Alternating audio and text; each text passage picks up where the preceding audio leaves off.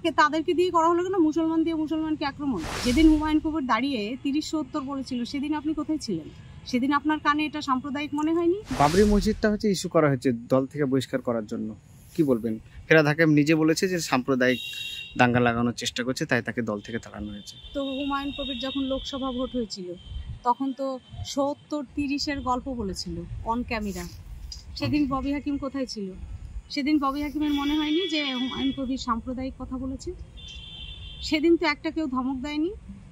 আজকে বাবরি মসজিদ করছে, আর ববি হাকিমকে দিয়েই বা প্রেস মিট করতে হবে কেন? দুজন এখানকার মুসলিম লিডার, তাদেরকে পাশে বসিয়েই ববি হাকিমকেই বা করতে হবে কেন? কেন প্রদেশ সভাপতি করবে না? প্রদেশের যা দলীয় সভাপতি সুব্রত দা আছেন, তিনি তো করতে পারতেন। তো তাদেরকে দিয়ে করা হলো কেন? মুসলমান দিয়ে মুসলমানকে আক্রমণ। মুসলিমরা এত বোকা আছে নাকি মুর্শিদাবাদে? এগুলো বোঝে না এই পলিসিগুলো। ববি হাকিম যেটা বলছে, তা আমি তো ববি হাকিমকে প্রশ্ন করছি, যেদিন হুমায়ুন কবির দাঁড়িয়ে 30-70 বলেছিল, সেদিন আপনি কোথায় ছিলেন? সেদিন আপনার কানে এটা সাম্প্রদায়িক মনে হয়নি?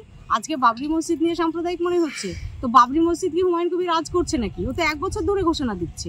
1 বছর ধরে কেন তোমরা করনি বহিষ্কার? 1 বছর ধরে তো তোমরা তাকে একটা ধমকও দাওনি, একটা বহিষ্কারও করনি। আজকে বাবরি মসজিদটা সাম্প্রদায়িক মনে হচ্ছে ববি হাকিমের। আরে 1 বছর ধরে বলে আসছে, তখন মনে হয়নি? শুনুন, যারা এখানে দলকে মিসলিড করছে, যারা এখানে দলকে মিসগাইড করেছে, তারা কোথায় থাকবে আগামী দিন দেখবেন। কারণ সাধারণ মানুষের সেন্টিমেন্ট এটা। সাধারণ মানুষের সেন্টিমেন্ট নিয়ে ছিনিমিনি খেলার অধিকার সাধারণ মানুষ কাউকে দেয়নি।